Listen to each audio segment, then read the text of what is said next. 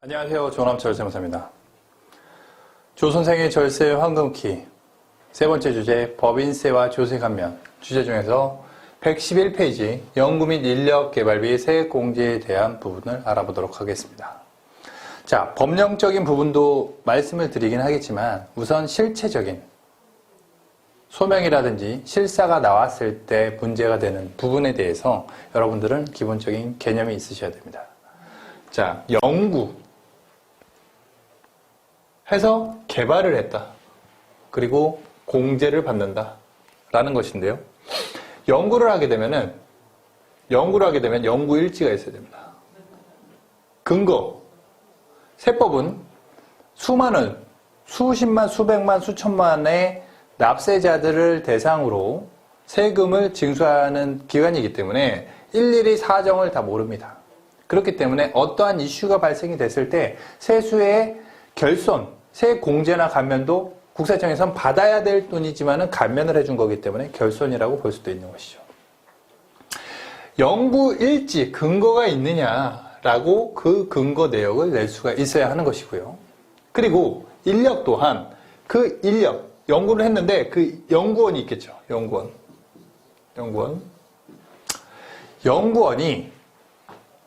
연구만 오로지 했냐, 오로지 연구만 했느냐, 이런 것들을 생각해 볼 필요가 있다 이거죠. 여기 이 강의 공간이 한 5평 정도 되는 강의 공간 자체가 오로지 연구만 하는 랩실이어야 합니다.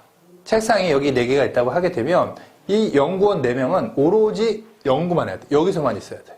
밖에 나가잖아요? 그러면은 총무팀, 회계팀 뭐 다 있겠죠. 마케팅팀 있겠죠. 그 사람들하고 말도 하면 안 돼.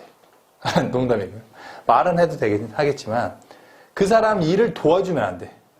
마케팅팀 옆에 딱 갔어요. 생산부서 뭐 갔어요. 갔는데 어떤 일이 바쁘다고 해갖고 좀 도와줬어. 잠깐 도와줄 수는 있겠죠. 하지만 어떤 한 부분을 딱 떼어가고 그 일은 내가 해줄게.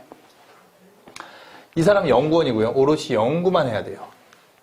연구를 했을 때 세액공제를 받을 수가 있는 것입니다. 그리고 근거도 있어야 되고 결과물도 있어야 되겠죠.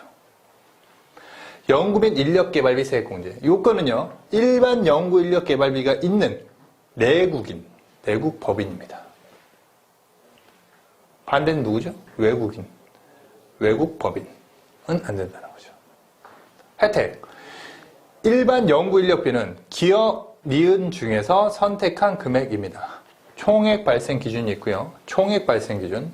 당해 연도에 발생된 연구인력 개발비, 인건비가 될 수도 있고요.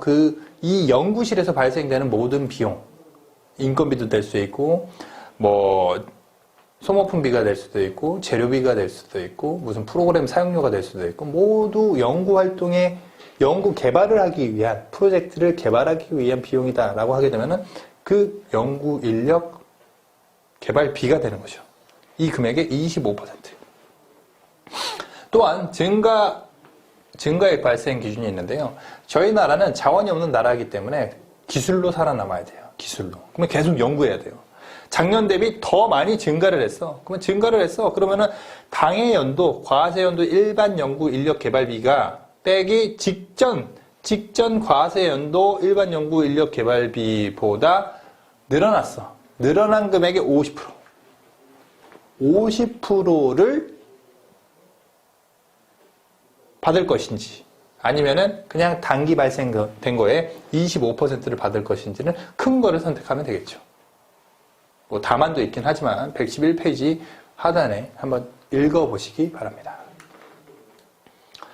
자, 관련해 갖고 질의 답변을 몇 가지 검토를 하겠는데요. 세액공제 대상이 되는 연구인력 개발을 위한 비용의 발생 기준일은 전담부서 신고일인가요? 승인일인가요? 연구개발 전담부서에서 발생한 연구인력 개발비를 위한 비용은 연구개발 전담부서를 적법하게 신고하여 확인서를 교부받은 전담부서 신고일 이후분부터 전담부서 신고일 이후 발생분부터 연구인력개발 세액공제 대상이 됩니다. 라고 되어 있습니다. 전담부서 신고일 이후 발생분부터 승인일이 아니라는 거죠. 승인일 아니고 신고일입니다. 왜냐하면 우리가 신청을 하고 신고를 하고 몇 달 걸릴 수가 있잖아요. 승인받기까지. 그리고 R&D 세액공제 대상 인건비에서 제외되는 성과급의 범위가 있는데요.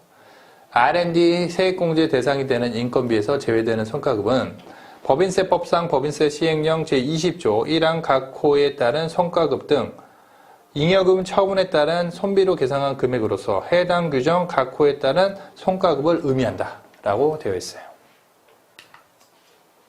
연구인력개발비 세액공제가 있는데요. 조특법 시행규칙 제7조 연구빈 인력개발비의 범위가 있습니다.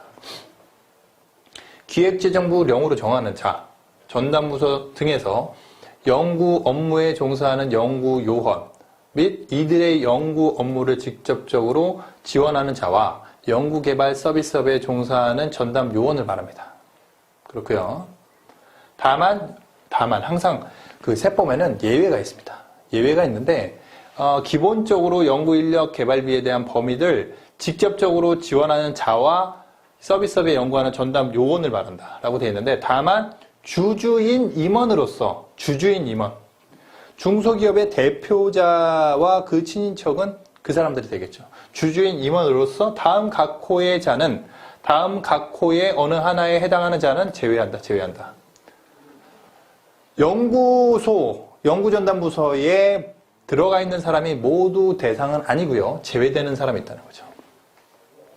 부여받은 주식매수 선택권을 모두 행사하는 경우, 주식은 없지만 주식매수 선택권이 있어. 주식매수 선택권을 모두 행사하는 경우 당해법인의 총 발행주식의 100분의 10을 초과하여 소유하게 되는 자, 주식매수 선택권을 최대로 행사를 했을 때 20% 주식을 취득할 수 있다. 이 사람 B 연구인력개발 세액공제 대상자가 아님이라는 거죠.